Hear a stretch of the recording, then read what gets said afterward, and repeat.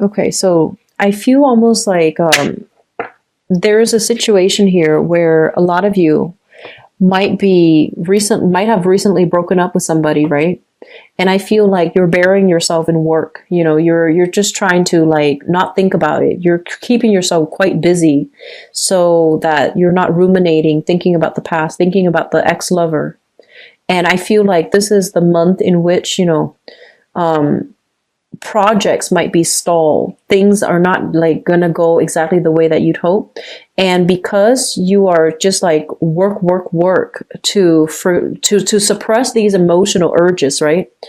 They're gonna manifest in a way where they might come up in the work environment. Okay, so manage your emotions in a way that's healthy. If something needs to be let out, if you need to vent, definitely find an outlet for it. Otherwise, it's gonna creep up on you very unexpectedly. It might make you irritable.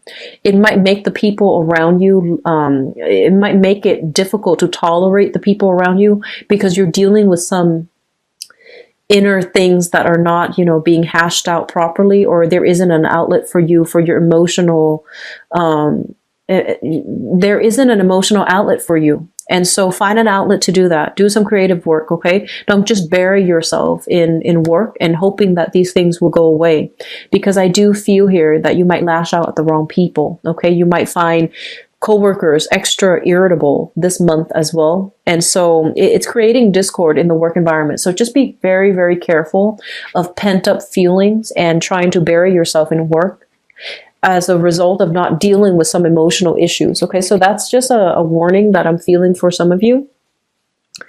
For others of you, I see like you're very, very restless. So it feels to me like a lot of you have plans to travel, but the travel plans are being stalled. That's what I'm feeling here. With this, the world card in the reverse, it's almost like, waiting for opportunities to expand outward geographically. But you're also waiting on the decision of news from another person. You might be traveling with another person. You might even be like making plans with another person. You might be traveling to promote specific projects, for example, and you're waiting for the green light. And I feel that, things need to be redone, revamped, revisited, redone overall. So as a result of that, you're waiting on decisions from other people. You're waiting for other people to wrap up their projects. And they're not able to do that on their own, or either that they're stalling because they want you to rush in and save the day. Okay. So I'm sensing some people are just like reneging on their responsibilities, not doing their fair share of the work because they're expecting you to come in and try to, pick up their slack. And I do sense that this has been an ongoing issue. Some of you might be dealing with coworkers that I feel like there's a lot of like idle chit chat and a lot of work that's unfinished because they're distracted. Okay. And so they're saying to be very, very patient on the work front. Okay. And especially don't do the work that other people are supposed to do. Okay. I feel like you're anxious to wrap things up, to finish up. You're anxious to get published. You're anxious to get things done. You're anxious to move on to new projects. And so it might just be easier because you have a lot of skills. It might just be easier for you to do the work for the other people because they're dragging their feet and they're slowing you down. But the important thing here is it's all about fairness, and it's all about, whose responsibility is that and holding them accountable. So that means not enabling that behavior and don't rush in to save the day. Okay. So that's just my advice overall when it comes to your work environment. It seems to me like that's the main source of contention in this spread. I'm feeling for some of you, there's this overwhelming need to just, want to get away, want to break out of your comfort zone, want to break out of your skin, want to break. Like, I'm feeling like possibly wanting to take a vacation, feeling a little bit burned out either from work or school or daily life or the minutia of everyday, the ins and out of every day, trying to sustain yourself. And I feel like financially, you want to take a big trip, but financially, you might not have the means to do that. And so you might be working overtime. You might be, in high demand in the work environment. And you might have a specific skill set where you're indispensable to your employer. And so they don't want you to leave just yet. And you're feeling a little bit frustrated here. It's almost like there might not be enough people working. So you're working a lot of overtime and you're doing a lot of work on top of that because of the employee shortage. Okay. So I feel like it's taking its toll on you. So they're saying, a lot more physical activities, especially if you're working in an office and you're like dormant all day. You might feel this irritable energy. If that's the case, you need to do a lot more physical activity, getting a lot more, of a lighter diet, but more like getting your metabolism up. That's going to be really important for you to not feel frustrated. And it's really important to dissipate our negative energies in a healthy way. So, diet, exercise, like physical exercise, creative, creating something like doing art, doing something that is recreationally good for you in order to dissipate that energy. Okay. So creative work, diet, like physical exercise, that's really important. I feel like you're working very late into the night. I see some of you are possibly like managers or like supervisors. You're called upon to train new staff. You have a lot of skills. You have a lot of things that you can contribute to this training session. And the people that you're training, they're not taking their job seriously. And it's frustrating, right? It's really frustrating when we are so serious and we're making a huge sacrifice with our time and the people that you're training. I also feel like they might not be mentally and intellectually, they might not be at the same level. So the training material might be a little bit difficult for them to swallow, like to comprehend, to really, digest. And I feel like you're going to have to then redo it and cater the training to their appropriate, level of comprehension or to their appropriate level. Because I feel like you want them and you expect them to be up here, but the baseline is they're, below expectation. So I feel like you're going to have to redo and cater a training session to meet your audience's needs. Okay. So that's what I'm sensing. If you are writing a book and wanting to get published, writing an article, writing a research paper, you're going to have to dumb down, you're going to have to like dumb down the language because you might be explaining things in a very, very technical manner. And if it's something like on a very, on a subject that's not very well known or on an esoteric, thesis, for example, your audience, you need to be able to relate to your audience in a way where you provide the background, you provide the baseline so that they understand what you're saying, first of all, before you can lead them in and, present them that big finale. Okay. So you have to like really cater to your audience. So that might mean explaining things more in layman's terms so that everybody's on the same page before you pile on those big vocabularies. Does that make sense?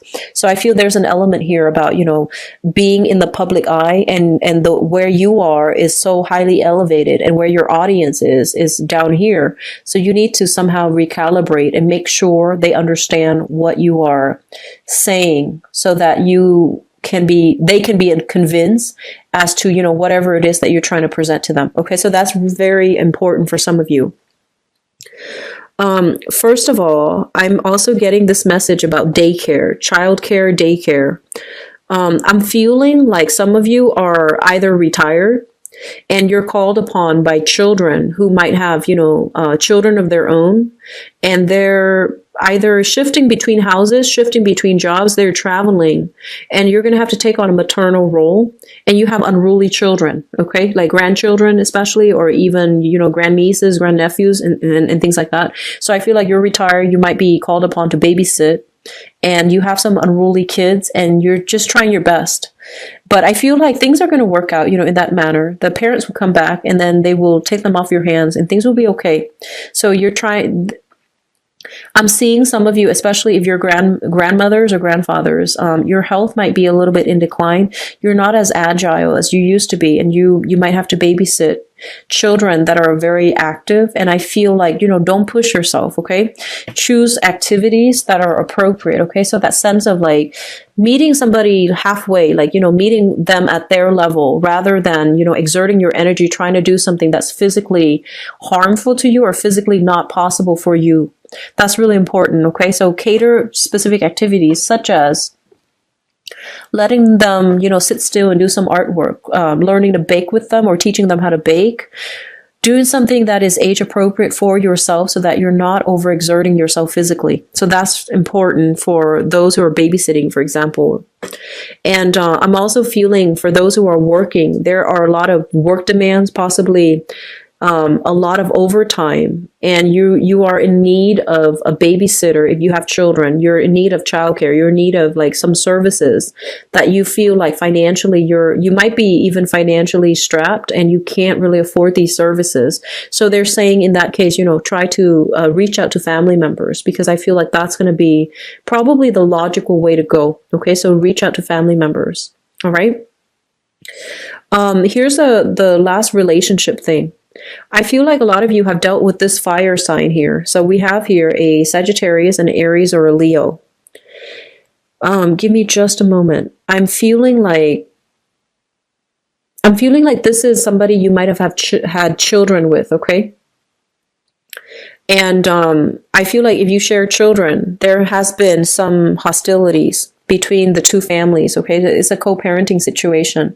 And I feel like there has been some hostilities. The other person might have like gotten into a new relationship, or they're trying to get married, or you yourself are trying to get married. And of course, with a third person into that in that co-parenting situation, things are going to get complicated. So I feel like there is some disapproval here about sharing children with somebody, and then that other person is trying to get married, or you are trying to get married, and there's disapproval coming through because for the children's safety.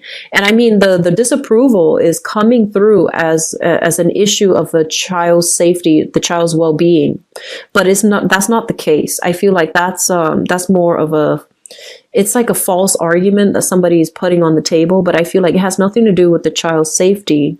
It has more to do with, somebody not wanting their ex to move on, somebody wanting to have control over who their ex gets to date or who to bring into the picture. So I feel like you're contending with that, like co-parenting as you're trying to move on with your life, or the partner is trying to move on with theirs, or the ex-partner is trying to move on with theirs, and there's like disapproval as to who the old person is dating. Okay, so I feel like that element coming through. I'm seeing quite a bit of blockages here.